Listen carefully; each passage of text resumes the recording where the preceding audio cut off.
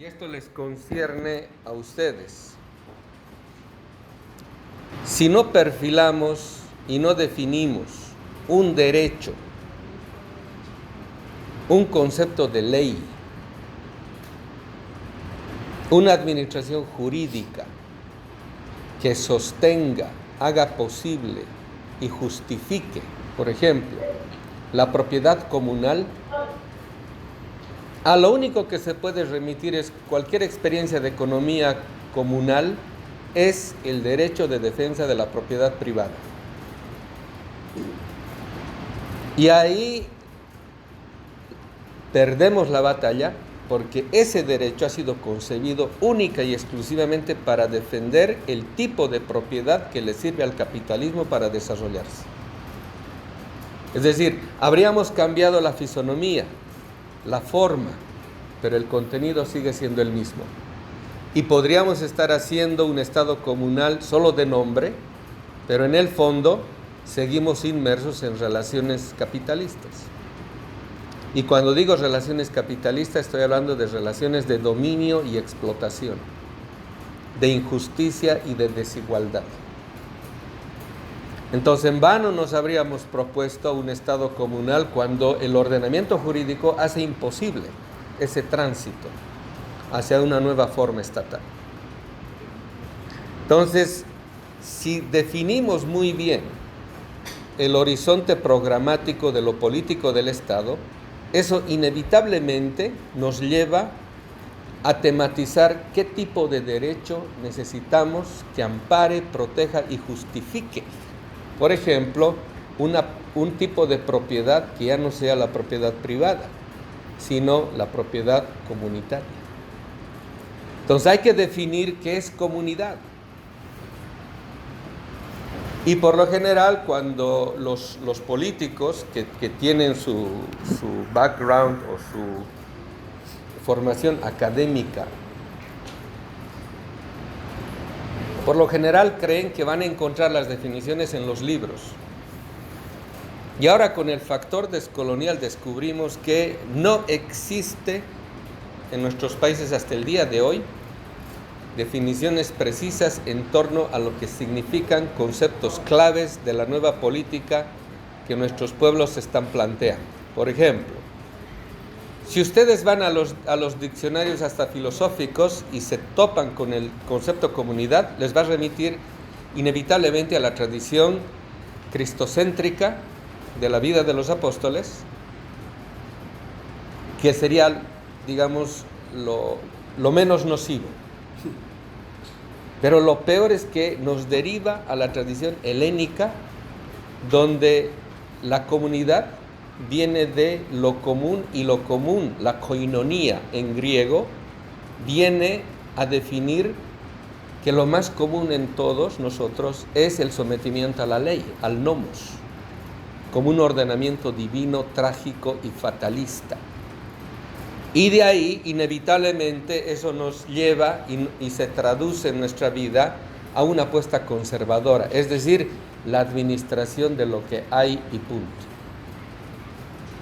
Y de ahí, por ejemplo, viene la clásica afirmación que hacen algunos políticos hasta de izquierda, que dicen, la política es el arte de lo posible, queriendo decir que solo podemos hacer lo posible, pero dentro de los marcos. A ver si apagan los micrófonos.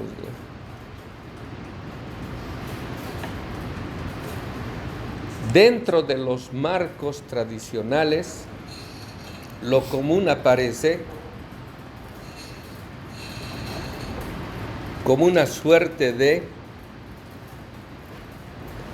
asimilación o inclusión dentro de un orden determinado. Entonces, de ahí viene la definición, la política es el arte de lo posible. Es decir, solamente podemos hacer lo posible. Y los políticos, aunque se llamen revolucionarios y dicen, solo podemos administrar lo posible, son conservadores por definición. Frente a ellos decimos, hay que cambiar esa definición de que la política es el arte de lo posible por la siguiente afirmación. La política debe ser la ciencia de lo imposible. Porque cuando decimos la ciencia de lo imposible queremos decir lo siguiente: solo es factor revolucionario de transformación política aquello que es imposible para el sistema, para el orden dado, para el orden imperante, para el orden hegemónico. ¿Qué es lo imposible para el orden hegemónico? Es imposible la igualdad humana. Es imposible la justicia social. Es imposible educación gratuita para todos. Es imposible salud gratuita para todos. ¿Por qué? Porque ellos ya parten de una concepción que les lleva a admitir como inevitable que como todo tiene su costo, esto es medido según la lógica capitalista en que el costo debe de traer beneficios. Pero estos beneficios son cuantitativos, que se miden en dinero, es decir, en ingresos. Y eso les lleva inevitablemente al fenómeno de la privatización o de la administración estatal con fines lucrativos. Y de ahí se pervierte cualquier tipo de aventura que uno pueda tener en referencia, por ejemplo, un sistema de salud pública puede degenerar simplemente en una administración estatal de carácter privatizador. Y por eso resulta paradójico que cuando la izquierda sube al poder, le cuesta mucho cambiar todo. Pero cuando la derecha vuelve, inmediatamente se cambia todo hasta por inercia. O sea, se devuelve todo a lo de antes. ¿Por qué? Porque la izquierda, pretendiendo cambiar todo, solo hace reformas, no hace cambios estructurales. Entonces, por eso vuelve la derecha, y es más, es como si dijéramos, ¿no? La izquierda se dedica a limpiar la mesa que han destrozado, han ensuciado la derecha, y la izquierda la mantiene limpia esa mesa. Cuando viene la derecha hace otro agosto, decimos en Bolivia, ¿no? O sea, hace otro desorden del orden que un gobierno popular haya producido. Entonces, para que no suceda eso, un Estado tiene que proponerse lo que los países ricos, por ejemplo, tienen y no nos dejan hacer a nosotros, a los países pobres. Tener nuestra propia doctrina, tener nuestra propia ideología nacional, tener nuestra propia política de Estado, pero no como copia de lo que ellos han producido, sino como algo que emane de nuestras propias contradicciones histórico-culturales. Entonces, pasar de la política como arte de lo posible a la política como ciencia de lo imposible quiere decir, ¿qué es lo imposible para este sistema? Salud pública universal, por ejemplo, educación gratuita para todos, trabajo para todos. Eso es un imposible para el sistema conservador de dominación. Partir de eso imposible significa ya no situarnos en lo posible para este sistema, sino situarnos en un imposible para este sistema, para desde allí criticar y transformar lo que este sistema no puede hacer por cuenta propia. Cuando uno se vuelve conservador, solo ve como posible lo que este sistema le ofrece. Pero cuando uno es verdaderamente revolucionario, tiene capacidad de imaginar que lo imposible puede ser posible, pero no en los marcos de posibilidad de este sistema determinado. Entonces ahí no solamente que se expande nuestra capacidad imaginativa, sino nuestro poder creativo. ¿Cómo hacemos imposible lo posible? Y esa es nuestra definición de política que estamos manejando nosotros. La política es el ámbito de tematización que piensa cómo hacer posible las utopías humanas, cómo hacer realizables los sueños y las esperanzas del pueblo. Fíjese, no estamos partiendo de lo que hay, estamos partiendo de lo que no hay. Y desde lo que no hay, ponemos en su sitio a lo que sí hay. Y desde ahí emerge la crítica revolucionaria para decir, lo que hay es un orden injusto, desigual, para el cual es imposible que haya igualdad y que haya justicia. Por lo tanto, nosotros vamos a partir de lo imposible para este sistema. Es decir, vamos a situarnos en la materia utópica misma. Es decir, vamos a salir del mundo. Y desde fuera del mundo vamos a hacer una crítica al mundo existente. Eso es como quien dice, ¿no? Vamos a estar en el mundo sin ser parte del mundo, sin ser del mundo. Y eso es también lo que logra en nosotros una capacidad crítica de distanciamiento estratégico con este tipo de mundo. Y ese distanciamiento es existencial en primera instancia antes que teórico. Es decir, porque eso significa, ese distanciamiento produce en mí creer en otro mundo que no es este. Ya no creo yo en este mundo injusto y desigual. Por lo tanto, dicho en términos cuánticos, ya no le transfiero mi energía a este mundo, sino más bien al mundo que no hay, al mundo que todavía no es. A ese le voy transfiriendo mi fe, mi esperanza. Y esa es una transmisión energética, es decir, doy vida a aquello que no hay. ¿Comprenden eso? O sea, esto es fundamental entender, porque una de las cosas que tiene que estar claro en un proceso revolucionario es, para que el pueblo sea sujeto, hay que devolverle al pueblo la confianza en sí mismo. Hay que devolverle una fe y una creencia nueva que le haga portador de una nueva esperanza. Porque sin eso el pueblo no se va a mover, no se va a transformar a sí mismo, no va a cambiar el horizonte de expectativas que posee, no se va a constituir en masa crítica. Y por lo general los políticos nunca se proponen eso, porque siempre quieren un pueblo obediente nada más. Un pueblo al cual se le saque a las marchas, o se le saque a los desfiles, o para la foto, etc. Pero un pueblo no es sujeto porque aparece en las marchas. Y ahorita vamos a hablar también de la definición de pueblo. O sea, un pueblo, en primera instancia, debe ser esa conciencia anticipatoria que nos permita verificar que eso en lo que creemos existe. Aunque sea en los sueños, pero existe. Y todo lo que existe en los sueños tiene existencia en la realidad. Hay un escritor argentino, lo conocen, Jorge Luis Borges. Sí. Decía, si la realidad es más real que el sueño hace posible la realidad. Entonces, esta capacidad imaginativa de situarse en un más allá de este mundo es fundamental para entender que la política no se resume ni se reduce a esta racionalidad instrumental que los políticos demuestran muy bien cuando todo lo resumen al cálculo político. Y cuando hacen cálculo político, por lo general, siempre sale perdiendo el pueblo. Por ejemplo, muchas veces cuando la izquierda sube al poder,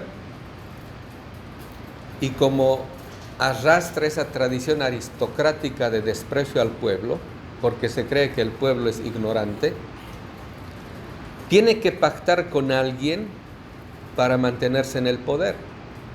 Y en vez de confiar en su pueblo, que es el lugar soberano del poder político, pacta con los poderes existentes y ahí se derechiza.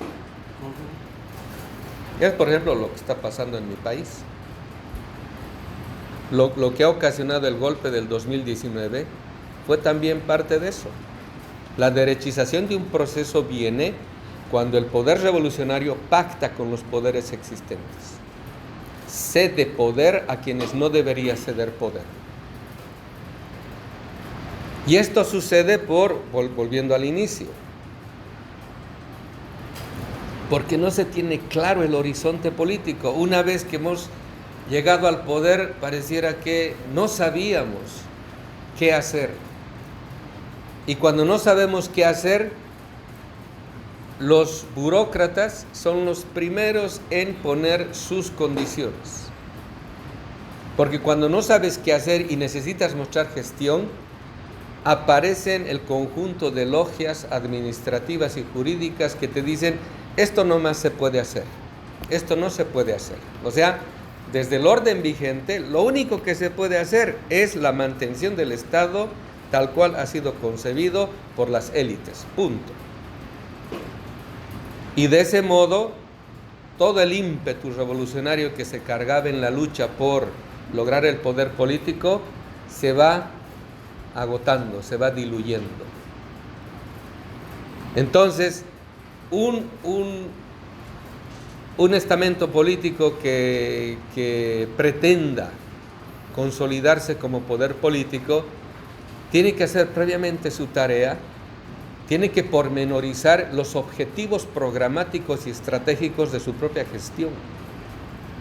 Por eso el presidente Chávez es el que dio la gran lección acá, cuando él, primeros años de su gobierno, ¿qué hizo? Una nueva constitución. Porque en la constitución está naturalizado el lenguaje estatal. Y si ese lenguaje estatal está al servicio de las élites, lo que está naturalizado es el poder y el dominio de las élites. Para romper eso hay que romper esa naturalización y hay que proponer una nueva jurisprudencia estatal para que haga posible que se rompa definitivamente esa lógica piramidal que la sociedad tiene como conciencia social. Es decir,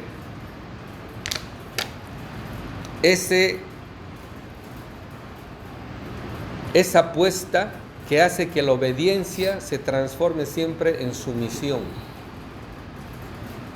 Y es algo tan naturalizado en una sociedad colonial como las nuestras, que no nos damos cuenta que hasta en las colas, por ejemplo, las filas en los bancos, en cualquier institución, es algo premeditadamente calculado para domesticar al pueblo, para adiestrarlo en la obediencia y en la sumisión. Los ricos nunca hacen colas ni filas.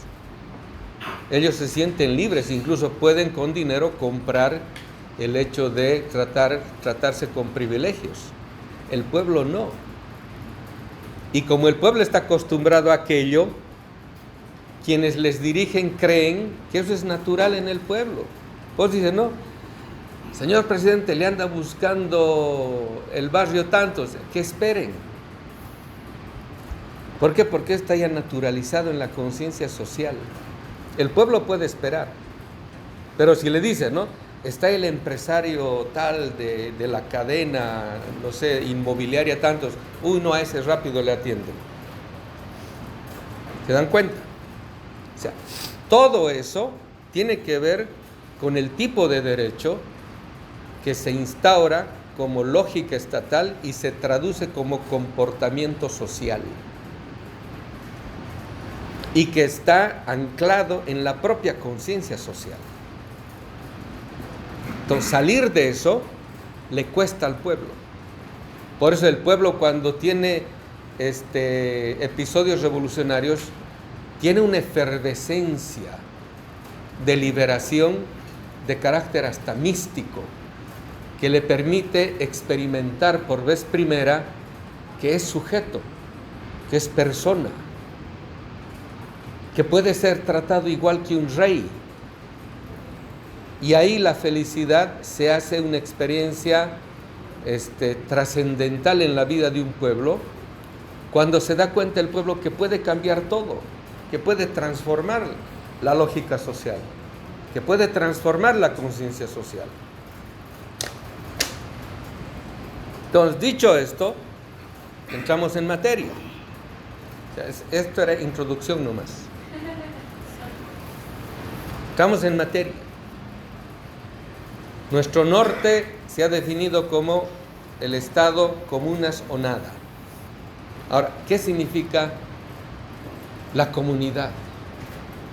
Como les decía, ¿no? Los políticos o los asesores oyen hablar de comunidad y rápido van a los libros.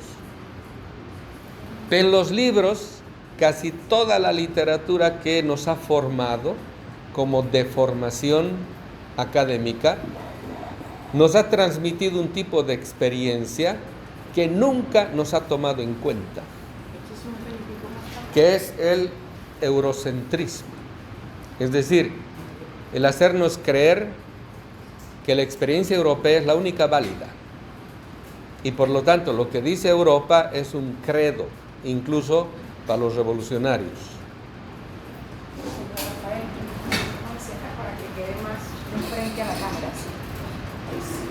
Entonces,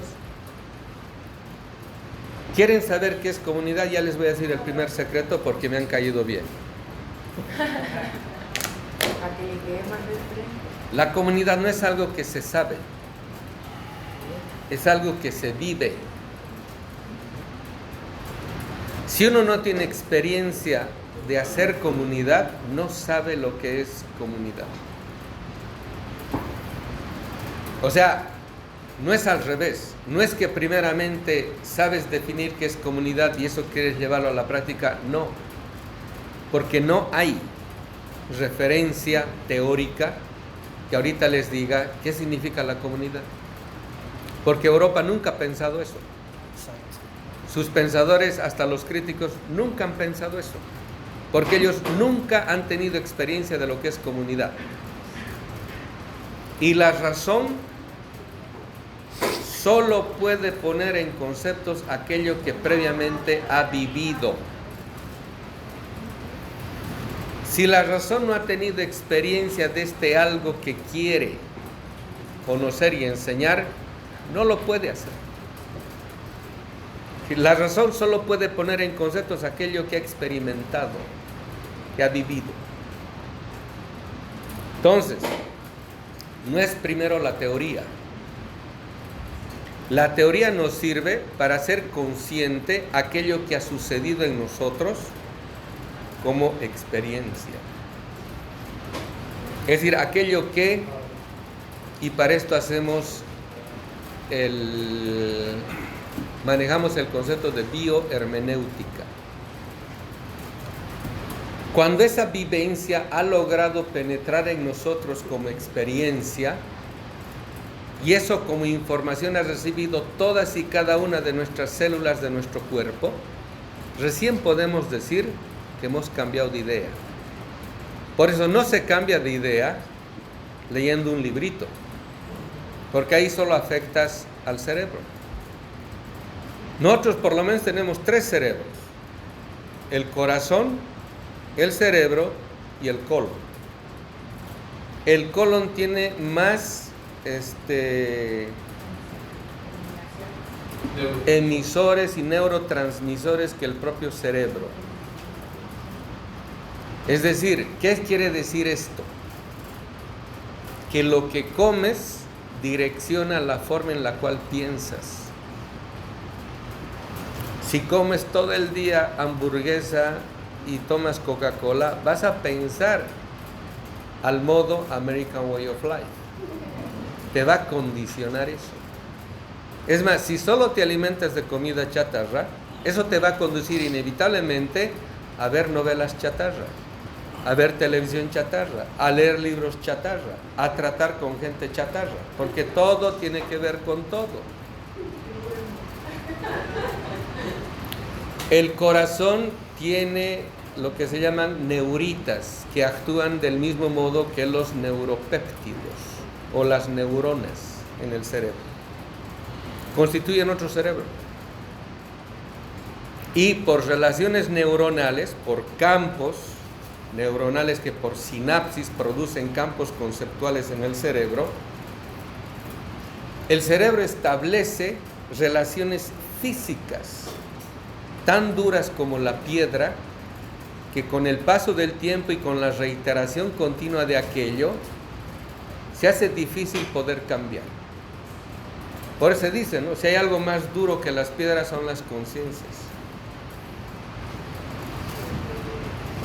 Entonces, fíjense lo interesante del asunto. Se trata no de un cambio teórico, sino de un cambio existencial. Se trata de un cambio de forma de vida. Se trata de hacer experiencia en uno de algo que uno nunca ha experimentado. Se trata de abrirse a lo más allá del mundo. Se trata de abrirse a lo que decíamos, a lo imposible. Pues les digo, quieren saber qué es comunidad, sepan primero, la comunidad no es algo que se sabe, es algo que se vive. Es algo de lo cual uno tiene experiencia, tiene vivencia.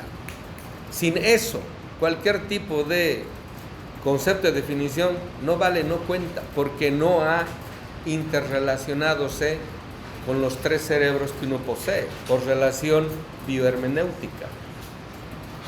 Es decir, dicen los cuánticos dicen lo que les he descrito, pero los místicos, ¿qué dicen?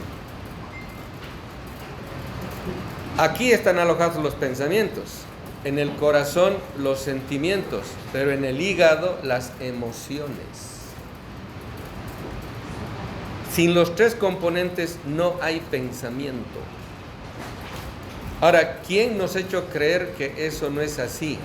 Y nos ha llevado al desastre existencial de la división mente-cuerpo. Ha sido el que es considerado padre de la filosofía moderna, René Descartes, cuando ha dividido, ha partido al ser humano en dos, en res cogitans, la materia pensante, y la res extensa, el cuerpo. Desde ese momento, la modernidad nunca ha salido de ese dualismo antropológico en el cual lo único importante es la mente. ¿Cómo eso se traduce como fenómeno pedagógico? Todos los sistemas pedagógicos, todas las escuelas pedagógicas, todas las teorías educativas solo se interesan en promover la inteligencia. Es decir, solo atienden a esta relación. Nada más. Es por eso que la educación en muchos casos aburre, porque no trata de lo que yo vivo. Simplemente me transmite información que tal vez ni la necesite, ni me interesa. ¿Por qué? Porque está divorciada de mi propia vida, de mi propia existencia. ¿De qué me sirve comer tipo etiqueta si no tengo ni un pan en mi mesa? A ese tipo de contradicciones llegamos, ¿no? Nuestros gobiernos hay veces optan por formalidades que no vienen al caso porque no tengo lo sustancial en primera instancia. Entonces, volviendo al asunto, ¿qué es la comunidad? Si la comunidad es algo que se vive, ¿de dónde yo saco las condiciones de posibilidad de hacer posible esa vivencia? Y aquí es donde, más allá de los particularismos, porque en Bolivia hablamos mucho de la comunidad, que en lenguaje aymara se denomina el ayllu. ¿Y por qué hoy en día está teniendo tanta curiosidad, está levantando tanta curiosidad el concepto este? Primero hay que despejar un prejuicio básico. Y eso es, digamos, algo que el Ministerio de las Comunas tiene que saber manejarlo de modo relevante. Nos han hecho creer que la forma sociedad es superior a la forma comunidad. La antropología moderna nos ha hecho creer que los salvajes y los indios que viven en la naturaleza con sus taparrabos viven en comunidad y por eso son atrasados, y que el hombre civilizado vive en sociedad. Ahora fijémonos, sin acudir a ningún tipo de otra referencia. Fijémonos el grado de salvajismo que está alcanzando las sociedades postindustriales, como las europeas y la norteamericana. Y pregúntense ustedes mismos, ¿es eso una forma de vida superior? ¿Han visto los índices de consumo de fentanilo en Filadelfia, en California, en Nueva York, en New Jersey? Si ustedes se ponen a observar detenidamente a dónde conduce la forma de vida moderna que han adquirido como fisonomía humana los países ricos, uno dice, bueno, aquí hay una contradicción. Por ejemplo, Japón, que no es ni Europa ni Estados Unidos, es una sociedad de viejos. Los jóvenes no solo que ya no quieren tener hijos, ya no quieren tener relaciones intersubjetivas. Es decir, optan por el solipsismo. ¿Qué quiere decir esto? Ya no saben relacionarse con otros seres humanos. Es decir, incluso en el ámbito sentimental prefieren la compañía de una muñeca inflable que de una persona. Si uno dice, ¿no? Quien actúa de ese modo no cree en la vida. Y si no cree en la vida, entonces la pregunta es, ¿a dónde conduce esa forma de vida que nos han contado que es superior? Imagínense, con el uso y el abuso de las tecnologías actuales, cada vez nos estamos volviendo más inútiles. Otro secretito les voy a contar a las madres. Uno cree que porque su hija tiene celular y le puede llamar la madre para decirle ¿dónde estás?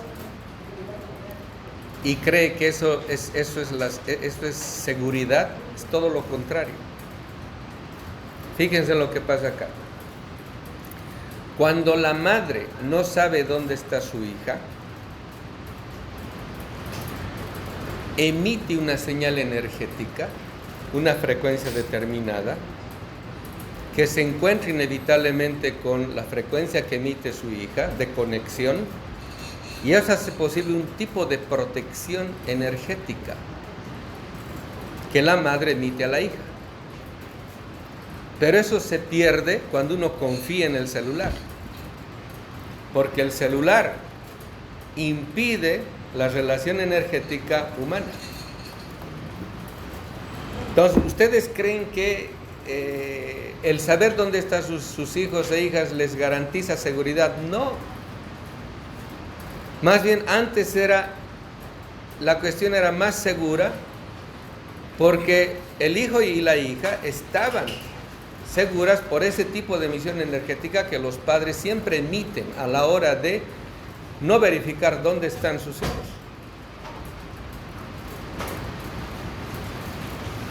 Y podemos ir nombrando un montón de ejemplos para cerciorarnos de que cuanta más tecnología inyectamos en nuestras vidas, más nos deshumanizamos. Entonces la cuestión no es ni como programa político decir fácilmente hay que adaptarse a las nuevas tecnologías, o sea, como si fuese un fatalismo inevitable. No. O sea, el cuerpo tiene sistema inmunológico y un país también tiene que tener su sistema inmunológico. Uno no puede abrir sus puertas a cualquier tipo de influencia. Tiene que tener aduanas fronterizas que le permitan discernir qué es bueno para uno y qué es malo. Por ejemplo, que los niños tengan celulares es un profundo daño que le están haciendo a las criaturas. Eso ya todo el mundo sabe. Pero todo el mundo se conforma con el hecho de que nos hacen creer de que es inevitable. Bueno, Si tú crees que es inevitable, entonces esa inevitabilidad te va a costar algo, ¿no? Entonces, volviendo a la cuestión, con este y un montón de ejemplos que se puede dar, uno llega a la conclusión siguiente. Parece que volver a lo natural no es una mera apuesta romántica, sino es ahorita lo más sensato que uno podría plantearse. Ahora, ¿qué significa volver a lo natural? Y ahí está el camino que nos ha de conducir a cercar el asunto de qué significa, qué sentido tiene la comunidad en todo esto. Porque nos han dicho, la comunidad es algo inferior, es cosa que viven los indios o que vivían hace siglos atrás. Ahora vivimos en sociedad. Pero ¿cuál es el modelo de sociedad que nos ha convencido de que es superior? Es el Leviatán de Hobbes, el hombre lobo del hombre. Y déjenme decirles, el término mismo, el concepto sociedad, que viene del latín, de societas, no existe antes del siglo XVII. O sea, no tiene larga vida. Nunca antes se referían al conglomerado humano político con el nombre de sociedad. Recién se habla de este a partir del siglo XVII para definir a la forma de vida de las ciudades. Y cuyo paradigma es el hombre lobo del hombre, que después se seculariza en la competencia. Y en la forma de vida de sociedad, lo que la conciencia social produce son individuos que solo velan por sus propios intereses y punto. Es decir, la sociedad es el conjunto de individuos atomizados, que nunca velan por el bien común, solo les interesa su interés inmediato o su cálculo de utilidad propia. Es decir, su cálculo de intereses. Entonces, con ese tipo de gente es imposible hacer un mundo mejor. Porque si todos velan por sus intereses, y eso ustedes lo han visto en su propia experiencia popular. Cuando estamos en la lucha y en la resistencia, todos somos hermanos, pero cuando hemos tenido algo de poder, nos hemos dado cuenta de que algunos no peleaban por algo justo, peleaban por estar en el poder. Por eso dicen, a uno se lo conoce cuando el dinero está de por medio. Ahí realmente se conoce a las personas. Entonces, no todos luchábamos por lo mismo. Había otros que estaban encubriendo sus intereses en una lucha legítima.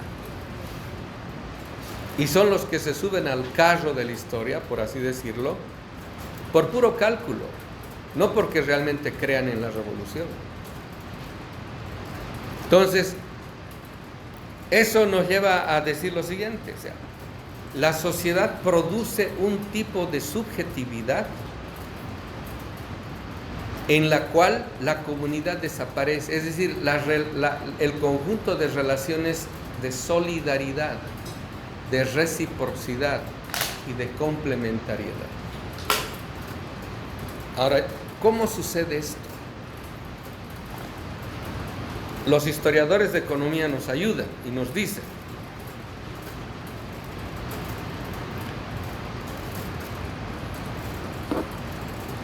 el primer proletariado en el mundo es el inglés. ¿De dónde aparece ese proletariado?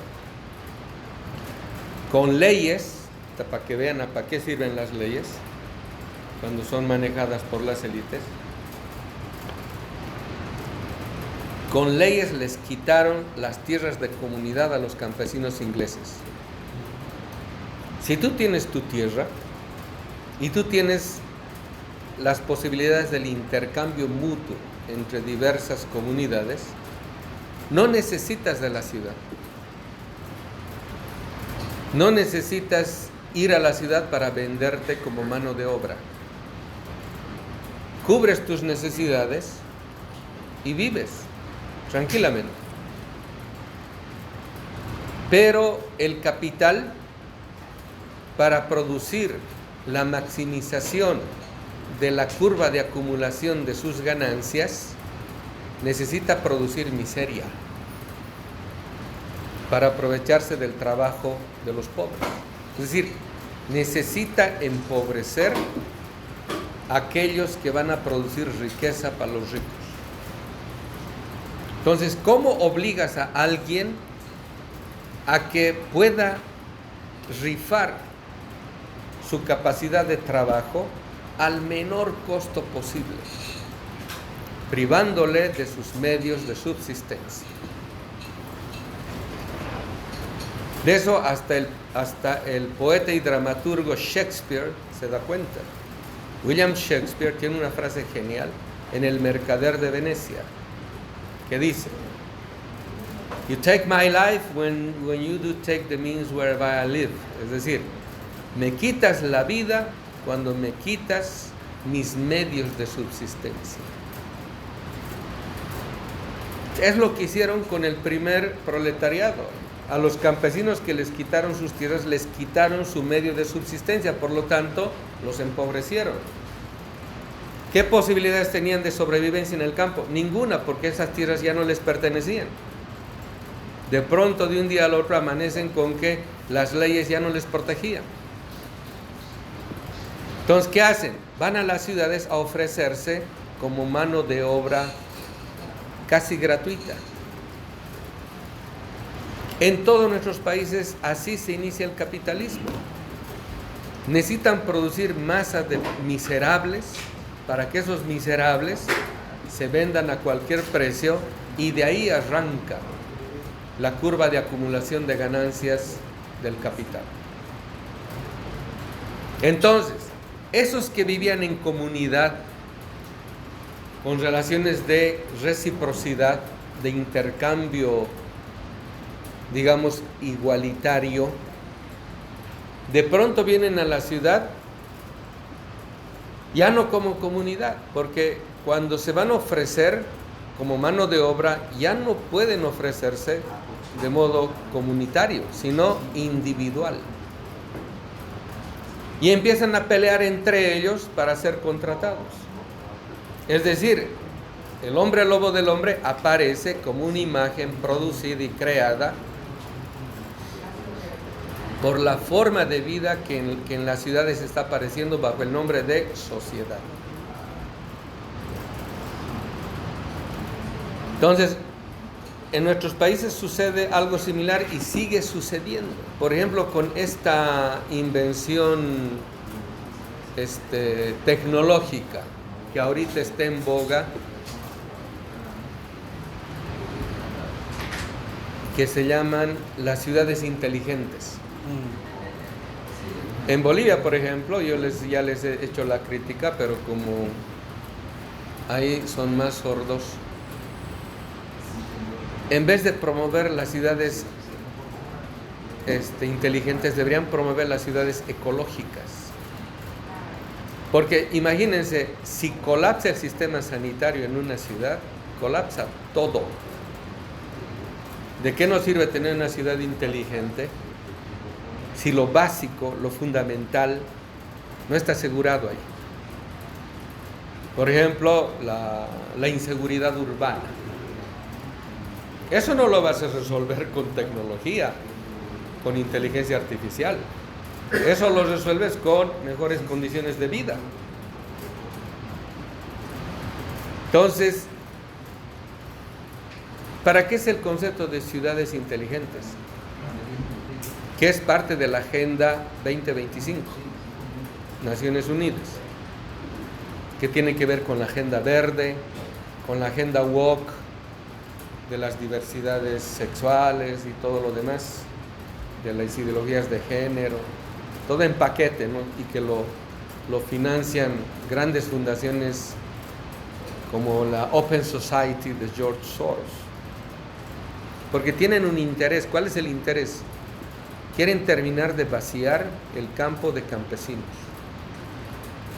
para ofrecer esa tierra de modo especulativo a la agroindustria y al capital inmobiliario. esos incendios que están viendo en California, que primero ha sucedido en Australia, después en Hawái, tienen el mismo componente. Es la pelea de la lucha de capitales inmobiliarios por tener la posibilidad de generación de este nuevo tipo de ciudades. Y eso es, por ejemplo, parte del justificativo de la guerra que está sucediendo en varias partes del mundo. Por ejemplo, a ver, el genocidio que están produciendo en Gaza, ahora pretenden resolverlo con entregarlo eso a agencias inmobiliarias norteamericanas para que hagan de esa franja de Gaza una ciudad de ensueño, dicen, ¿no? Después que han matado tanta gente, pretenden, que se llama, generar encima de los cadáveres este nuevo tipo de ciudades para los ricos. Entonces, así nace la sociedad. Entonces, el capitalismo produce un tipo de subjetividad. El capitalismo es un sistema económico que no se desarrolla de modo inerte, necesita impulsores. La forma de vida moderna necesita impulsores. O sea, el capitalismo necesita producir sus propios sujetos, que en este caso serían los individuos. Gente que solo vele por sus intereses, que acumule ganancias, porque esas ganancias él no lo va a guardar, lo va a poner en los bancos. Y los bancos en última instancia son los administradores de todo el dinero que como transferencia de valor va del sur al norte, y que eso es depositado en los famosos fondos de inversión que ahorita prácticamente dominan al 60% de la economía mundial, como Vanguard, como BlackRock, como Fidelity, State Street Corporation, el propio Goldman Sachs, todos estos fondos de inversión gigantes, lo que llaman los gigabancos. Entonces, si de ese modo nace el concepto de sociedad, es para que el capitalismo genere este tipo específico de impulsores que necesita el capital para desarrollarse a sí mismo. ¿Y cómo lo hace? Mediante el consumo. Es decir, el consumo es lo que produce y reproduce al capital mismo, generando sus consumidores, genera a todo este conjunto social que ha de desarrollar al propio capitalismo. Por eso un gobierno socialista que no ponga en vilo y en cuestionamiento los conceptos categoriales que utiliza el neoliberalismo en torno a la figura del emprendedor, ¿qué se llaman? Los pymes le llaman allá, sectores de mediana empresa, pequeña empresa.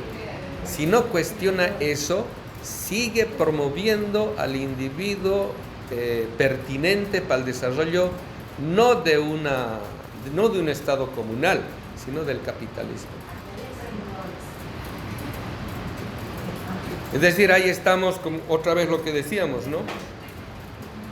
Solo de forma nos llamamos Estado en el caso boliviano sería, ¿no? Solo de forma nomás nos llamaríamos Estado plurinacional, pero en el fondo seguimos siendo un Estado oligárquico. Alguna vez, por ejemplo, uno de nuestros líderes dijo de modo público, ¿no? Socialismo, compañeros, es que cada campesino tenga su propiedad privada. Con eso, autogol. Porque la relación con la propiedad, la relación con la tierra define el tipo de subjetividad que yo tengo. Si yo me relaciono con la tierra de modo propietario, la tierra desaparece ante mí como madre tierra y aparece como un recurso a mi disposición. Es decir, me enseñoreo. Por eso, hablando con Merlini y me hacía las preguntas que siempre me hacen, ¿cuándo se es moderno? Y anduve pensando la pregunta y digo, no. Primero, no confundamos de modo mecánico tecnología con modernidad, pero sí podemos decir lo siguiente: no hay modernidad sin colonialidad. Por lo tanto, todo aquel que desarrolle relaciones de dominio, explotación y colonialismo es un moderno. Eso es ser moderno. Entonces, ¿quieren ser modernos? Búsquense a quien dominar. Eso es ser modernos. Y si dice, no, voy a ir a dominar a mi marido, eso es ser moderno. O si el marido dice, voy a ir a dominar a mi mujer, eso es ser moderno. ¿Por qué? Porque hay desarrolla relaciones de servidumbre, de obediencia, de sumisión, y eso ya es modernidad in extremis. Entonces, ¿quieren aspirar a esa forma de vida? Búsquense a quien dominar. Si tienen hijos, vayan a dominar a sus hijos. Hagan la familia nuclear burguesa. Eso es modernidad. Y la forma modernidad se basa no en la familia, y ese es, digamos, otro prejuicio que las ideologías de género han malinterpretado. Sí. Se basan en el concepto básico de sociedad. Y el concepto básico de sociedad está lleno de individuos liberales, atomizados en preferencias individualistas. Por eso, ¿no?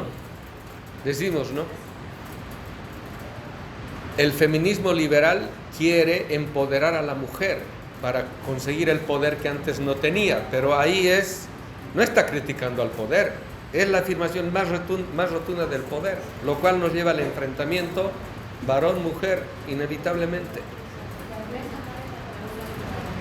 Entonces la cuestión es, la forma sociedad desarrolla y disemina todas las formas de dominación,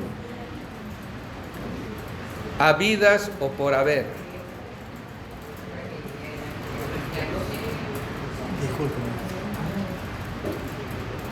¿Ya terminó lo de atrás? Ya estaban en otra charla ustedes. Entonces, volvemos a la cuestión. Hacer este diagnóstico es pertinente porque tenemos que ir cercando el asunto de, bueno, esto nos tiene que llevar a buscar una alternativa. Porque lo más fácil es decir, no, señoras, señores, comunidad es esto y punto, memorícenlo y ya, esa es su tarea. Pero ahí no surge la inquietud. ¿Desde dónde yo voy a generar mi propio interés sano en querer buscar una alternativa a esta forma de vida? Si la forma de vida de sociedad es esto, entonces, y constato que no es posible seguir viviendo así, entonces tengo que buscar alternativas. Ahora, viene la cuestión, les decía otra vez, reformulando el asunto. Si la comunidad es algo que se vive antes que algo que se sabe, está en la propia condición humana un componente básico que ha sido dejado de lado por toda la filosofía europea, norteamericana, y que sin embargo es lo que nos define como humanidad. Y esto tiene que ver con la estructura ético-antropológica del ser humano. A ver, una cuestión bien simple les voy a poner acá, que es constatable. Cuando uno hace daño a alguien, siente remordimiento, por más mínimo que sea. Pero cuando uno hace algo bueno, siente. ¿Qué sería lo contrario del remordimiento? Siente hasta alegría, siente paz, siente descanso. Esto quiere decir que la estructura antropológica del ser humano es una estructura ética.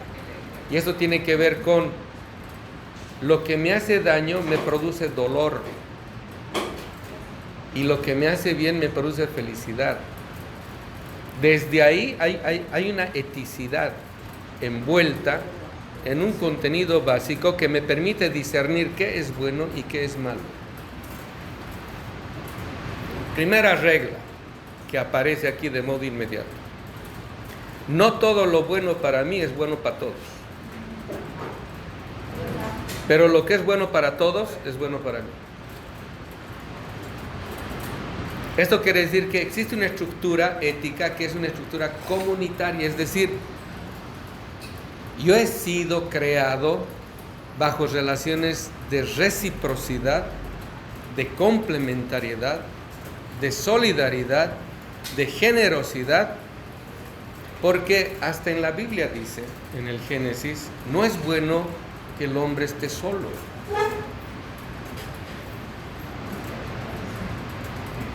No es bueno que el hombre esté solo. Por eso hasta nuestros parámetros existenciales tienen que cambiar. Es decir, por ejemplo, todo el mundo cree que pobre es aquel que no tiene nada. Pero ese no es pobre. Pobre es el que no tiene a nadie. Ese sí es pobre. Entonces, ¿quiénes son los pobres? Los pobres que en su pobreza pueden tener relaciones comunitarias, o los ricos, cuyas relaciones son exclusivamente de interés. Los ricos creen que con su dinero pueden comprar hasta el cielo. O sea, nada lo tienen de modo desinteresado, sino todo es puro interés.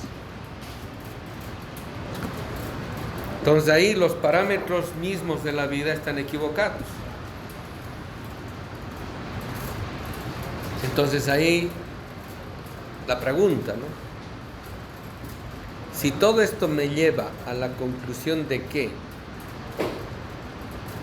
es en la propia estructura antropológica donde encuentro que la comunidad es una parte esencial, o es más, lo comunitario es esencial, es la esencia misma de mi condición humana, ¿por qué andamos mal? ¿Por qué sentimos que esta vida que llevamos no es vida? ¿Por qué nos decepcionamos cada vez, cada rato? ¿Por qué los empleados públicos esperan el viernes para irse a tomar bebida hasta el domingo? Porque todos queremos olvidar la vida que estamos viviendo, porque no es vida. Pues dicen, no, hay veces dicen, no. Uno hasta se busca con quién ser infeliz.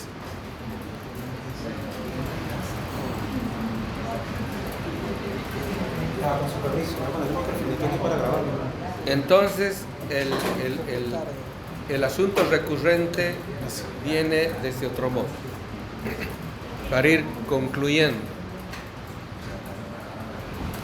Si la comunidad es algo que se sabe, es algo que se vive, antes de ser algo que se sabe,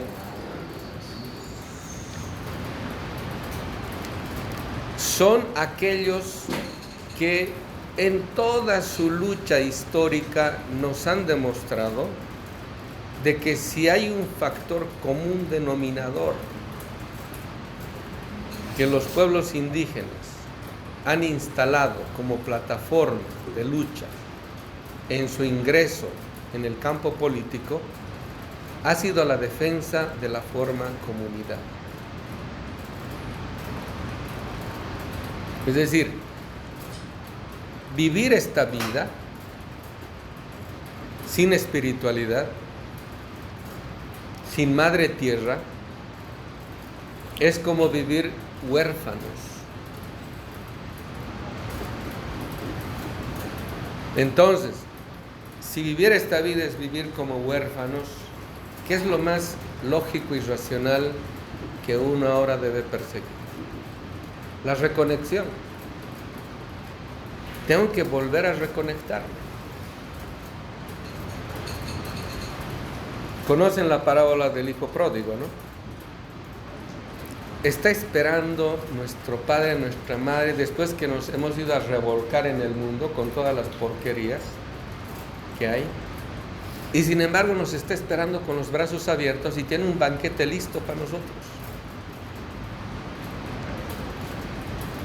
Y ese retorno no es un retorno al pasado, es un retorno existencial. Es una reconexión que cuando nos predisponemos a realizar es algo trascendental que sucede en nosotros y que le da sentido a luchar por la vida. Pero no por mi propia vida, sino por la vida en general. A volverme, lo que decimos en Bolivia, criadores de la vida.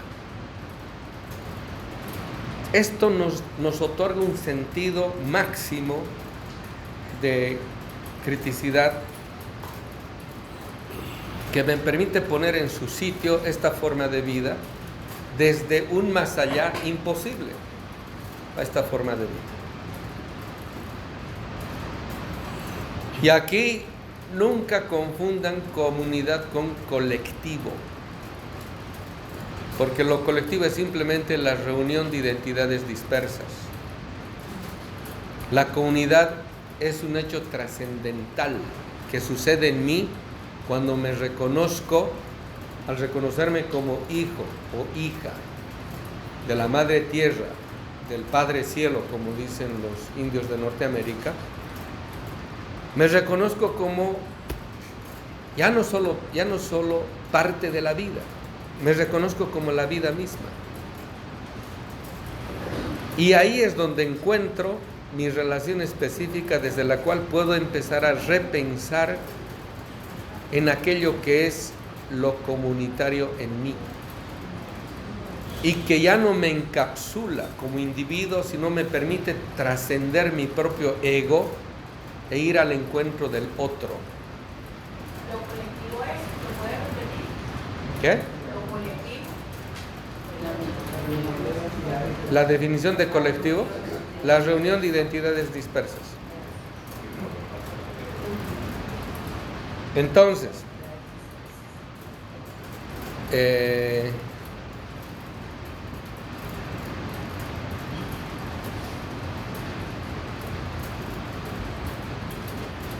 esto de recuperar esa lucidez que me permite ahora hacer ese tránsito existencial es otra vez estar en el mundo sin ser del mundo y producir en mí una conciencia anticipatoria que me permite vivir hasta de modo místico aquello a lo cual me estoy dirigiendo como un hecho presente. Una reunión que teníamos el domingo les decía, hay una protagonista en una película de Almodóvar que lo pone bien bonito, cuando dice, uno es más auténtico cuanto más se parece a la imagen que ha soñado de sí mismo. Hay que soñarse como estado comunal, hay que soñarse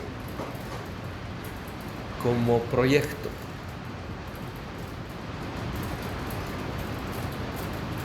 Y en ese encuentro nosotros tenemos mucho que decir sobre lo onírico de la vida, porque con sueños también para nosotros es un ámbito epistemológico, los sueños para nuestros pueblos. Nosotros encontramos la materia crítica desde la cual es posible generar no solamente un horizonte utópico, sino transformar la política misma. Entonces, cuando nos proponemos lo comunitario Y la definición de este en cuanto tentativa, como horizonte de vida, es cuando encontramos que lo comunitario o la comunidad no es algo inferior, sino parece más bien ser algo superior. Por eso, un nuevo mundo ya no puede ser una sociedad, ni siquiera una sociedad socialista. Tiene que ser una comunidad. Y esta comunidad tiene que tener la experiencia misma que emane del pueblo, como si estuviese viviendo ya aquello a lo cual apunta.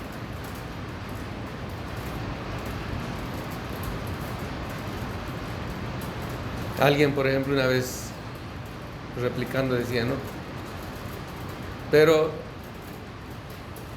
soñar no cuesta nada. Y yo le decía, ¿no? Si soñar no cuesta nada, ¿por qué cuesta tanto despertar? Entonces, hay que saber soñar, no solamente soñar por soñar. Ernst Bloch tiene un libro bello en 3 volúmenes que se llama El principio esperanza. Y cuando él habla de los sueños soñados despiertos. Y eso es cuando evidenciamos lo que un pueblo es en última instancia. Cuando un pueblo sueña en sí mismo, el pueblo hace acto de presencia como pueblo en tanto que pueblo. Porque ¿en qué sueña un pueblo? ¿En qué soñamos en última instancia nosotros cuando descubrimos nuestra propia condición humana? No soñamos en el futuro.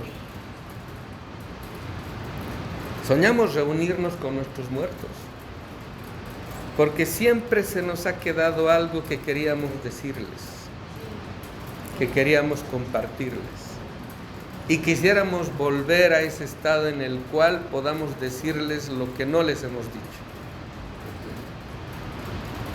Y como dice Vallejo, y con esto acabo, todo ese sueño se resume cuando él dice: ¿y cuándo será que al borde de una mañana eterna desayunemos juntos con todos nuestros ancestros?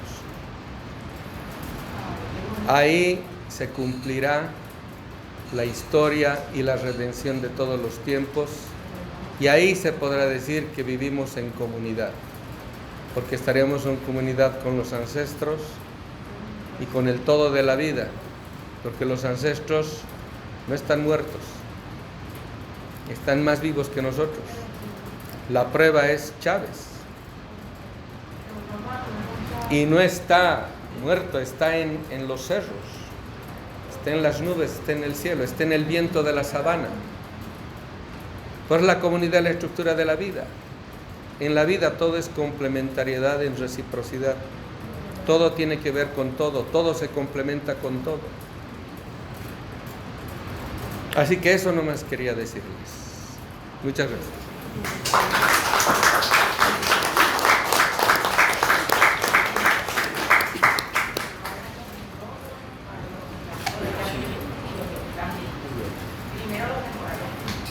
A continuación, en virtud de tan excelsa intervención del profesor Segales, vamos a dar inicio a una ronda de preguntas y respuestas.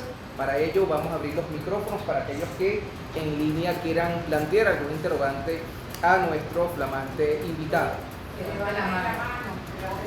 Pongan la imagen donde se ven los libros.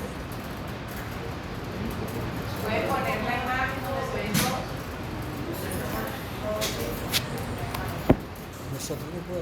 Para aquellos que están conectados en línea. Alguien que levante la mano, pero necesitamos ver las caritas. Podemos ver las proyecciones. Aquí también tienen preguntas. También. Bueno, vamos a comenzar con también preguntas que tengan los presentes aquí en la conversación, en el conversatorio, para nutrir esta dinámica. ¿Qué comenzamos? Ya va un momento. Pudiéramos poner que se vean todas las camaritas para saber quién está levantando. Sí, mi amor, está puesto. Lo que pasa es que no tienen activado en su video, ¿verdad? Si puedes allí. Pero mientras tanto hay preguntas acá también. Sí, de los dos, de aquí y de allá.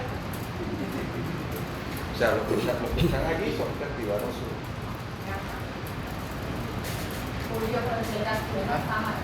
¿Cómo? Se les agradece a los compañeros que se encuentran en línea activar por favor sus cámaras, y aquellos que deseen manifestar alguna interrogante a nuestro invitado lo manifieste mediante la misma o con una manito en el chat.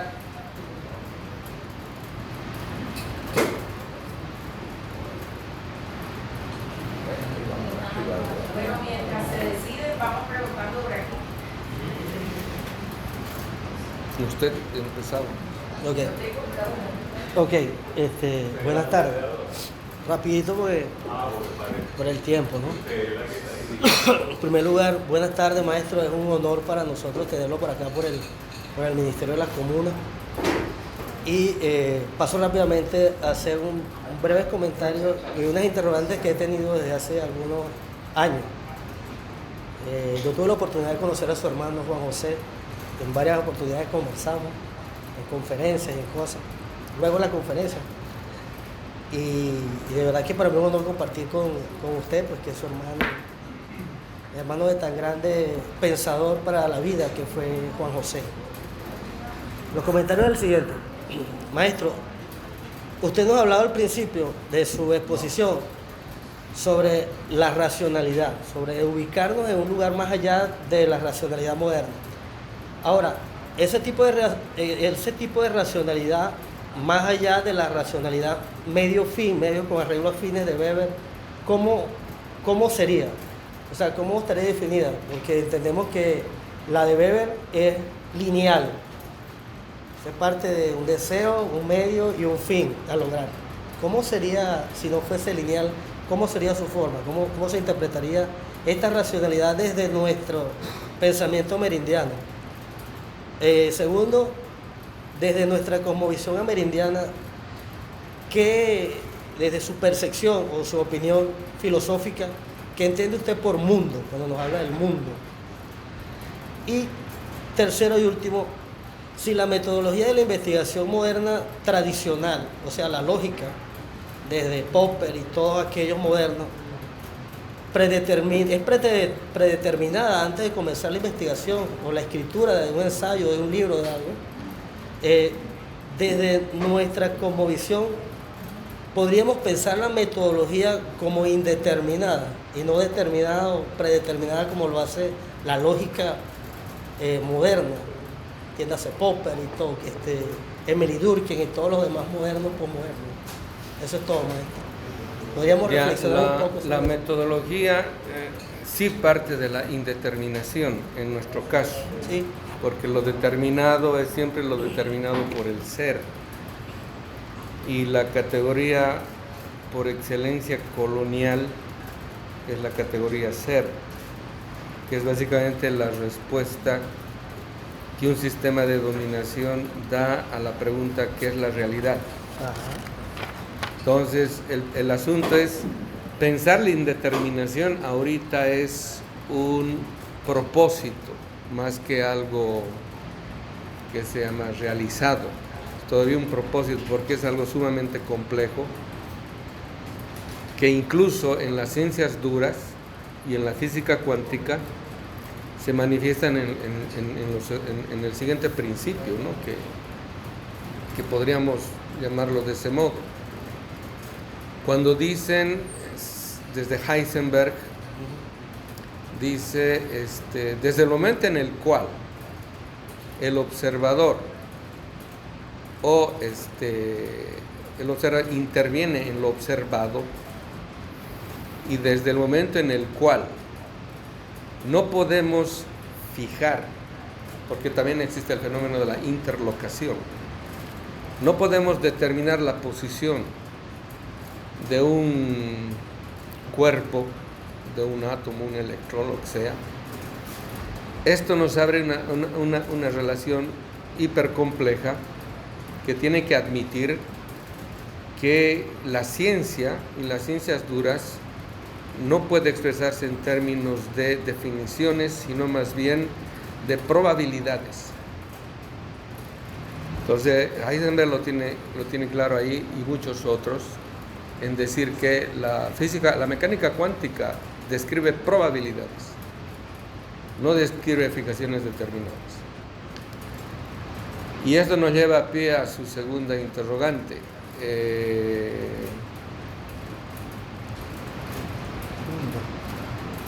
Que se llama en el sentido siguiente. ¿Cuál era la primera del...? Primero la racionalidad, después desde nuestra... Eso. En la racionalidad medio-fin, la relación es unilateral, además de lineal. O sea, ahí el sujeto de la acción es solamente uno. En cambio, ya una oposición crítica al respecto diría, lo que nos interesa pensar, por ejemplo, geopolíticamente hablando, el conjunto de hipercomplejidades que están sucediendo en un mundo que está cambiando de modo tectónico.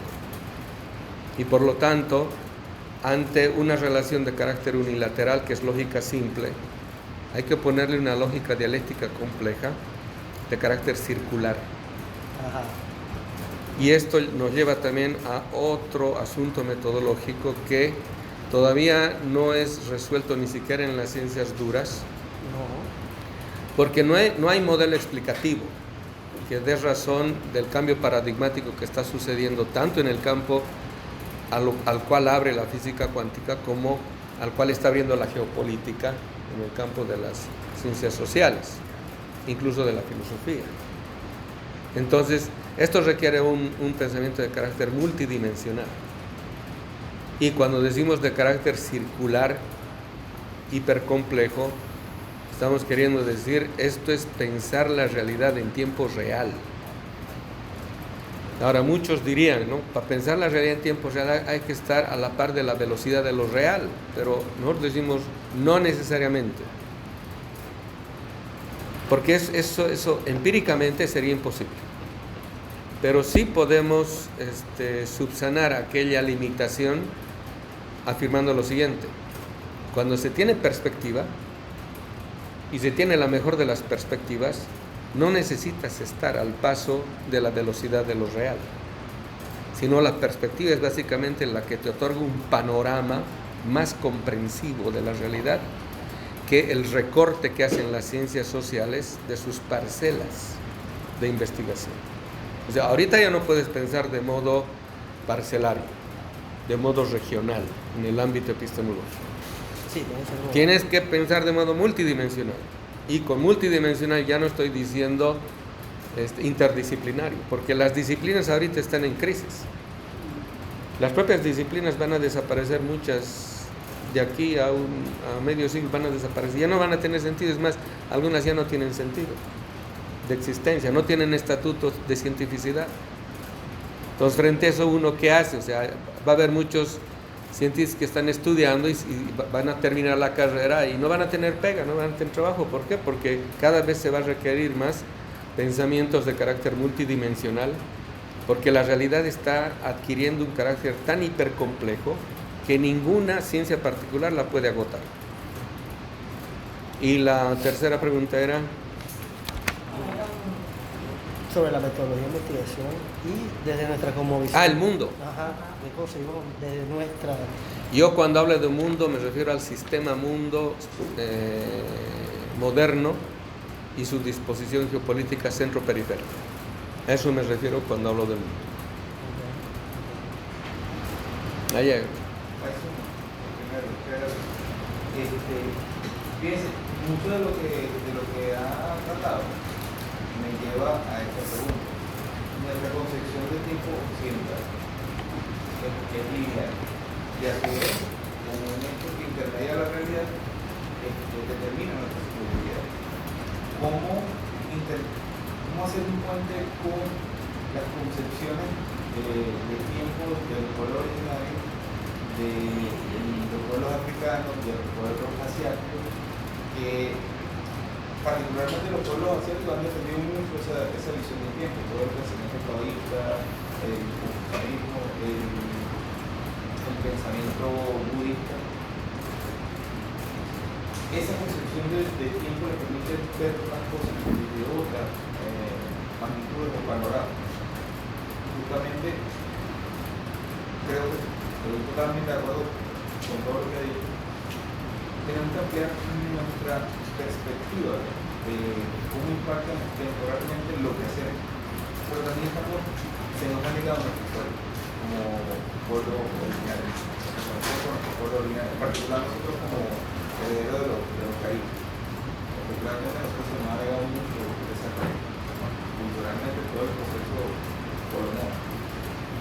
Entonces, ¿cómo podemos articular eso? ¿Cómo podemos redescubrir qué importancia tendría? Cuando hablamos acá del concepto unilineal de tiempo y decimos, ¿no? Eso funda y fundamenta el propio concepto de historia, ya estamos básicamente describiendo la limitante epistemológica que tiene ahorita la ciencia histórica. Por ejemplo, la ciencia histórica estudia lo pasado como pasado, es decir, como objeto de conocimiento. Pero el problema del pasado no es el pasado en tanto pasado, sino el pasado como presente. Y eso es lo que nos debe concernir. Y el único concepto que se acerca a eso es el concepto de tiempo mesiánico. Tiempo mesiánico. Y eso nos lleva a nosotros a hacer un puente entre el concepto de tiempo mesiánico y el concepto de Pachacuti. Y Pachacuti es una categoría aymara que tiene que ver con una concepción de tiempo cíclica, pero no cíclica, como decimos, de una sola dimensión o de dos dimensiones, no, sino en forma de espiral. Y es más, en la forma toroide creo que le llaman, ese tipo de movimiento mucho más complejo, que es el movimiento de los planetas alrededor del Sol. Entonces, pensar eso es ya excede ahorita todos los conceptos básicos, últimos de la filosofía, no solamente moderna, sino la occidental.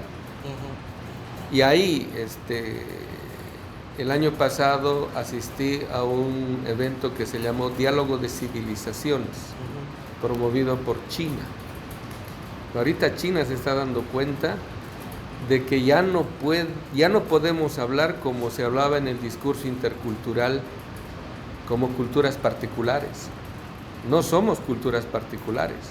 Desde el momento en que nos damos cuenta de que las aspiraciones legítimas de nuestras culturas eran universales, estamos hablando del carácter civilizatorio de nuestras culturas.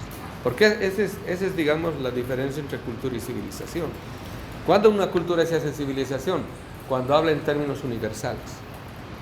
Entonces, los chinos se dan cuenta y dicen, no somos meras culturas, somos civilizaciones.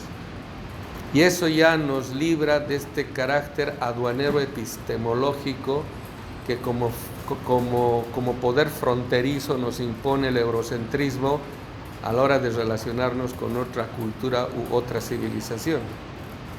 Entonces, partir de una nueva idea de tiempo es fundamental para reformar o transformar por completo la ciencia histórica. Y ya no tratar al pasado en tanto pasado, sino un nuevo concepto temporal en el cual el pasado esté incluido en eso que llamamos la epifanía de todos los tiempos. Y tiene que ver con algo que excede a la filosofía hegemónica, porque nunca ha pensado en estos términos la filosofía occidental. Entonces, ni siquiera el concepto cíclico que utiliza San Agustín en sus libros, en La ciudad de Dios, o en el Eterno Retorno, ¿no? Entonces, esto nos lleva a una nueva, si quieren, ontología del concepto de tiempo, que también va a exceder el carácter ontológico, porque esta también es otra trampa filosófica que, como siempre digo, ¿no? Todo el campo teórico es un campo minado, y si uno no sabe poner el pie en el lugar adecuado, va a reventar. Así que tenemos tarea por adelante, mucha tarea. ¿Qué más? Saludos. Quisiera, una vez que ha disertado en la línea histórica de las grandes civilizaciones, nosotros aquí en nuestro país, en nuestro sur, hace rato estamos encontrados con nuestro propio pueblo. Y es por eso que la llegada del pensamiento y las ideas que ha recogido nuestro eterno comandante Hugo Chávez Frías sobre la complejidad del mundo, pero donde Venezuela ha sido epicentro para esas grandes transformaciones desde nuestro quehacer, desde nuestro propio compromiso con la civilización que está emanando en nuestra Constitución, que va a ser pronto en 25 años mito para nosotros también, porque ahí vamos a redescribir una Constitución que ha avanzado en nuevas ideas y nuevas propuestas históricas, económicas, sociales, desde la comuna. Desde ese método que quizás ha sido donde el sujeto, donde nosotros los venezolanos y las venezolanas, pero también nuestra América, ha puesto su punto en eso que ahora es un caos mundial, que son las grandes guerras, las grandes corporaciones, como nosotros desde acá, donde todos han sido copartícimes de un mundo que ha dañado nuestra madre tierra, como ahora usted ve esa nueva forma de nuestra América, ese posicionamiento, ¿no?, de esa visión que tenía tanto nuestro libertador Simón Bolívar como lo retoma nuestro segundo libertador Hugo Chávez Frías, en esa nueva constitución que vamos muy pronto a empezar a redescribir ya con una visión compartida para el mundo. Desde qué ámbito, desde qué visión, desde qué método humanista para esa nueva civilización, que es lo que vamos a reescribir en estos momentos ahora con el posicionamiento de nuestro presidente Nicolás Maduro. Quería ver todo esto, recoger esa visión que ya está perfilada. Lo que puedo decir al respecto es lo que dije esta mañana en el Ministerio de Ecosocialismo. Tienen ustedes la desventaja y la ventaja de estar solos ahorita en el panorama sudamericano. La desventaja la cual que les podría conducir la injerencia norteamericana bajo auspicio también de las oligarquías locales a una suerte de aislamiento, pero que ustedes podrían eso superarlo con si no han sido incluidos en los BRICS, ya sabemos por culpa de quién. Eso no significa que las relaciones Venezuela con las dos potencias que conforman el orden tripolar actual, que yo le llamo un desorden. Jalife habla harto, Jalife Rame, el geopolitólogo mexicano, habla de el orden tripolar, yo prefiero llamarlo el desorden tripolar. Tiene ahí una carta estratégica. Pero ¿cuál es la ventaja que tienen ustedes? Que así Venezuela, estando sola, puede proponerse ser la vanguardia de la liberación regional. Por eso yo aquí tengo cifradas muchas esperanzas, como mi hermano también las tenía en el proceso bolivariano. Por eso siempre hablaba con mucho cariño sobre Venezuela. Y una vez que él ya no pudo venir acá porque pasó a otro nivel, pues yo tuve que seguirle, porque este pensamiento no puede agotarse. Y siendo ustedes vanguardia de un proceso de liberación regional, lo cual nunca asumió Brasil, siendo parte de los BRICS, y ellos tenían que haber liderado una autonomía financiera en los primeros años de la efervescencia de la primavera democrática en Latinoamérica, pero nunca se propusieron eso. También por el peso que tiene la oligarquía brasilera, y que así como en Colombia no le dejan hacer a Petro lo que él quisiera, tampoco a Lula le van a dejar. Están viendo lo que ha pasado en Argentina. Entonces ahí ustedes, en las postrimerías de reescribir una nueva constitución, tienen que clarificar muy bien para los demás procesos el norte, el horizonte programático.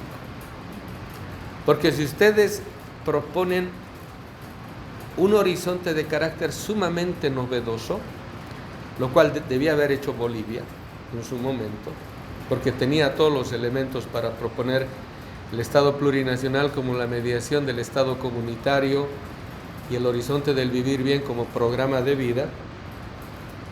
Ustedes tienen la tremenda responsabilidad, pero así la tremenda ventaja también de poder liderar a nivel regional una direccionalidad histórica novedosa para todos los procesos populares en Latinoamérica.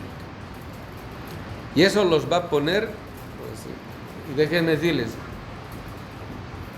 entre nosotros, como la nueva Cuba del siglo XXI. O sea, tienen una tremenda responsabilidad. Esa es su ventaja. Y ahorita, si es que, como decía alguna vez Dussel, ¿no? Si es que alguna vez Hegel tuvo razón y resultase cierto eso de que el espíritu atraviesa en su devenir histórico el paso por algunos lugares estratégicos, el espíritu de los tiempos, lo que yo llamo en mi libro el ángel de la historia, en el último que he escrito, el ángel de la historia está pasando por Venezuela. Así que tienen que aprovechar este momento histórico en el cual les ha puesto toda nuestra historia, para que ustedes conciban y hagan posible la posibilidad de la redención de todos nuestros tiempos, para que alcancen el estatuto de pueblo en tanto que pueblo. Porque si no, o sea, si perdemos esta, va a ser un rezago de por lo menos medio siglo para toda Sudamérica. Y yo no tengo una visión optimista al respecto. No tengo una visión optimista en lo que está pasando en Sudamérica. Ahorita, por ejemplo, estamos al borde de un posible proceso de balcanización, porque Estados Unidos ha perdido y el Medio Oriente. No va a dejar Sudamérica o Latinoamérica fácil. Va a hacer todo lo posible por recuperar su área de influencia inmediata, es decir, lo que se llama en geopolítica su Lebensraum, su espacio vital.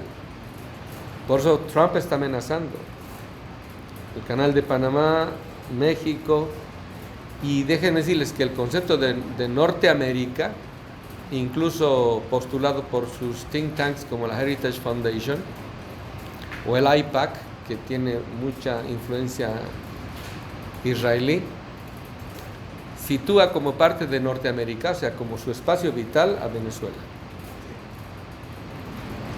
Y ahorita la cuarta flota no está por casualidad en Sudamérica, no está por casualidad en Chile, en Argentina y en Perú. A nosotros nos están rodeando. Nos están viendo de palco cómo el proceso boliviano está implosionando por obra de sus propias dirigencias. Está viendo cómo Perú, a pesar de toda la resistencia popular, no pudo evitar que la golpista siga en el poder. Ecuador ahorita está al borde de un fallo sistémico en su estado. En México, que está siendo amenazado por Estados Unidos, si activase un proceso secesionista, ahí los carteles tienen tanto poder bélico como el propio ejército mexicano. O sea, el panorama no está bonito. Por eso hay que ser estratégicos y hay veces digo, hay que tomar las cosas también con mucho seso, con mucha cabeza, y hay que también ponerse a la altura de las nuevas expectativas globales y lo que han hecho, por ejemplo, recientemente, ¿no? Ha sido un triunfo más allá de las expectativas venezolanas el hecho de que este Congreso antifascista los ha convertido en foco de la resistencia mundial. Yo he visto delegaciones hasta de Tailandia acá. Sí. Imagínense. O sea, y eso es para ustedes un plus. Porque por eso también un proceso no puede aislarse. Ahí lograron ustedes resistir el aislamiento. Y eso también genera el que muchos otros países también calculen bien sus posiciones respecto a Venezuela y sobre todo con lo que está ocurriendo en Europa y en el propio Estados Unidos. Están viendo ustedes, Europa ya no va a ser actor de importancia estratégica a nivel geopolítico, a nivel mundial, nunca más. Ellos mismos se están autodestruyendo. Ahorita se va a rediseñar el proyecto del Gran Medio Oriente y puede que los israelíes con el proyecto del Gran Israel terminen por invadir Siria y generar el Kurdistán como Estado y enfrentarse con Irán. Entonces ahí ya es una conflagración OTAN versus BRICS. Mientras tanto, la doctrina Monroe ya tiene sus adendas, yo les llamo así, ¿no? Perdón, sus enmiendas. Y esas enmiendas son el capítulo China y Rusia en el espacio vital, que los gringos consideran su patio trasero. Que todo eso tiene que estar muy bien escenografiado para ustedes, para ver cómo jugar este nuevo tablero, este ajedrez en este nuevo tablero, y bajo responsabilidad de que si están en la capacidad de liderar, ser la vanguardia de la emancipación regional latinoamericana, tengan las opciones abiertas y las posibilidades más lúcidas de insertarse en el nuevo tablero geopolítico multipolar en las mejores condiciones. Eso. Señora Nerlin.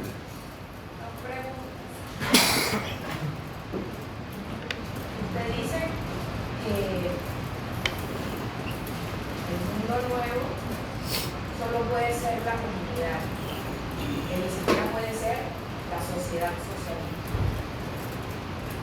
Una baja respecto a Venezuela. Cabe insistir, usted lo mencionó al principio, que somos o avanzamos hacia la comuna o nos quedamos en la nada, es decir, comuna o nada, y esa nada es la nueva.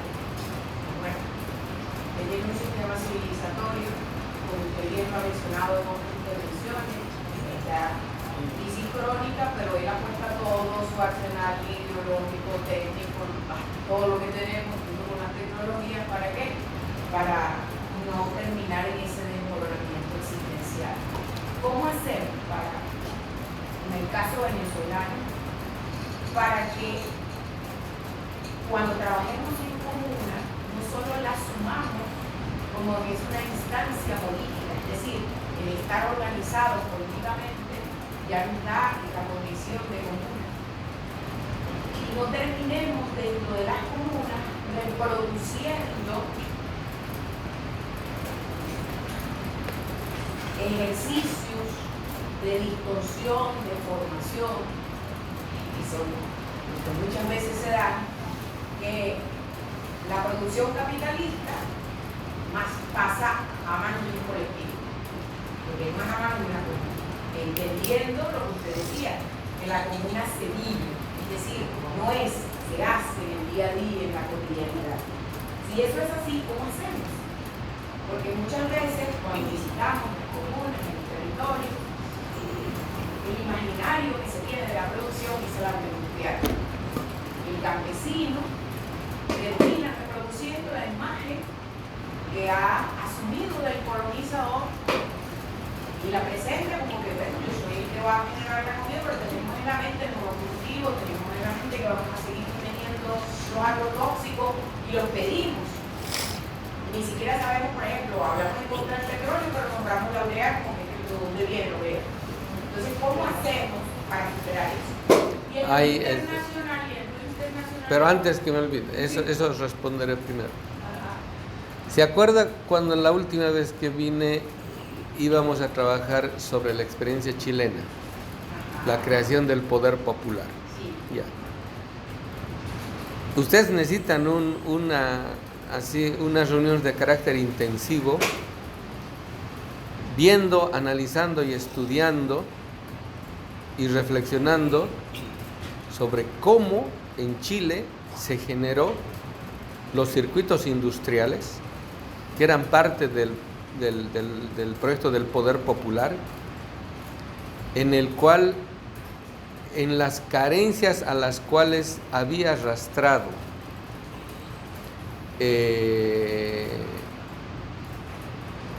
el cerco y el complot que estaban produciendo los gringos, la CIA y compañía al proceso de Allende, hacía inevitable que el pueblo se organice para su sobrevivencia, generando estos cordones y haciendo posible que el poder popular tenga ese tipo de contenido. En el caso venezolano, la creación del poder popular, así bajo prerrogativas incluso productivas y de consumo, tiene que venir acompañada de una educación popular redefinida en torno a la creación del hombre nuevo. Porque de lo contrario vamos a caer en el anhelo productivista de todo va a ser básicamente para acumular o generar índices positivos de exportación. Y ahí es cuando ya los empeños de la propia gente, en vez de vivir bien, van a irse condenando a vivir para la producción. Y este tipo de cosas, por eso, o sea, sin revolución cultural no hay revolución económica. Sin revolución jurídica no hay posibilidades de un nuevo sistema de la producción. Entonces, ustedes tienen que empatar esas dos. Ahí tienen que estar implicadas Ministerio de Comunas, Ministerio de Culturas, Ministerio de Educación, pero bajo esa prerrogativa de que hay que generar un nuevo concepto de educación popular. Y eso es un poco la charla que voy a dar ahorita.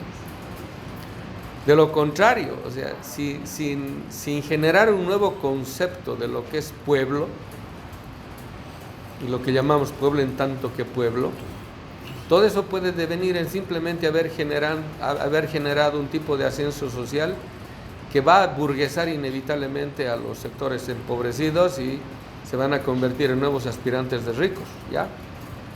¿Y eso qué significa? En ese aburguesamiento van a abandonar el proyecto que los sacó de la pobreza y van a abrazar el proyecto de los ricos.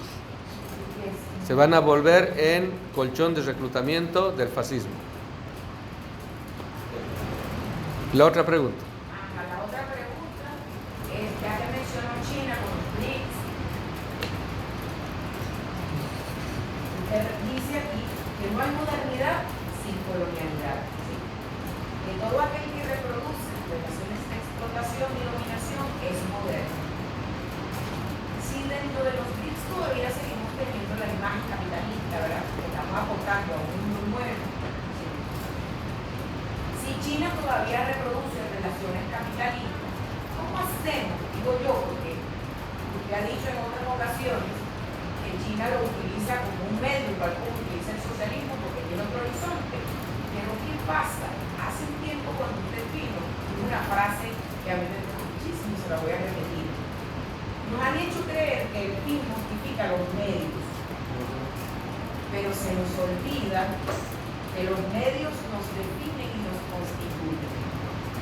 Si yo utilizo el capitalismo, así sea, como un medio, eso no termina, es decir, no termina así como la burguesa me hace pensar de manera chapada y me hace establecer relaciones chapadas, no termina definiendo mi subjetividad y yo termino manteniendo el mismo sistema que se encuentra hoy en esta crisis crónica y que nos tiene sumido en una crisis no solamente social sino ambiental que está acabando con el planeta y con la vida en general. Una contradicción dialéctica.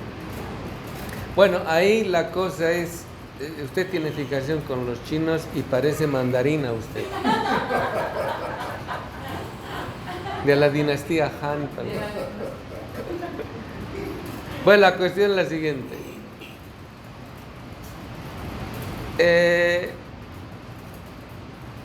Este supuesto orden tripolar no es una alternativa, es simplemente una nueva escenografía en la cual también hay que poner en la balanza otro tipo de experiencias que pueden emanar de lo que llaman ustedes nuestra América, como alternativas frente a lo inevitable que los países ricos se proponen como mantención de sus índices positivos de crecimiento.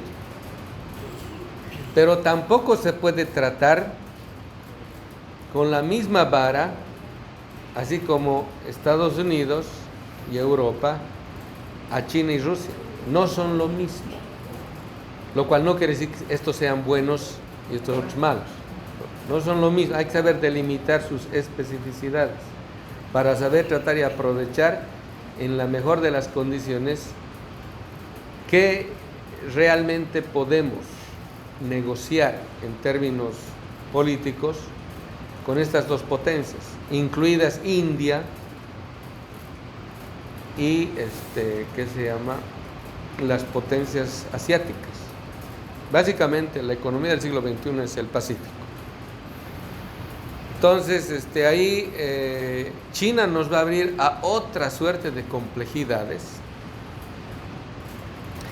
en las cuales se van a quedar cortas las contradicciones que hemos visto en el sistema mundo que la modernidad ha producido. Por ejemplo, ¿por qué China no es un país imperial en el sentido gringo? Porque a China nunca le ha interesado una expansión de carácter militar, le basta con su expansión de carácter comercial. China puede producir todo para el mundo, pero el problema es, si China produce todo para el mundo, desaparecemos como culturas, inclusive. ¿Por qué? Porque cuando uno produce, reproduce su forma de vida, reproduce su cultura, su espiritualidad. Por eso, producir, el primer producto de la producción es el productor. Y de acuerdo a cómo produces, es que te vas produciendo a ti mismo. Entonces, si un país no produce, imagínense lo que está pasando con Estados Unidos, que ha dejado de producir y se ha vuelto una economía de servicios. Y porque todo lo producía China. Imagínense en el desmadre generacional que tienen los WASP empobrecidos, que ya no tienen futuro de vida. O sea, votan por Trump porque creen que en algo pueden recuperar la identidad del blanco anglosajón, pero ya eso ya no es posible porque Estados Unidos ya no puede ser definida como blanca. Musicalmente, sin el jazz, por ejemplo, Estados Unidos es inconcebible. Sin el rock, tampoco. Sin el blues. Y eso es producto negro. Sí, señor. Como dicen, el American Fabric es más diverso de lo que creen los WASP, los anglosajones protestantes. Entonces, pues les digo, o sea, aquí aprender de China significa estudiarlos muy a fondo para ver ¿a qué tipo de contradicciones nos van a arrastrar como mundo? Porque inevitablemente ahí el peso que significa China en la economía mundial va a repercutir en todo lado. Y eso, sin prejuicios, no podemos identificarlo de modo mecánico con la experiencia que Europa y Estados Unidos han producido. Va a haber otro tipo de fenómenos de dominación, de explotación y de, hasta inclusive suerte de colonialismo en varios aspectos, pero a los cuales hay que saber delimitarlos bien en su especificidad, porque también podemos pecar de ingenuos, ¿no? Como aquel que cree que le van a atacar por tierra cuando le van a atacar por aire y lo encuentra totalmente desprevenido. ¿Está bien, señora Nerlini? ¿He aprobado su...?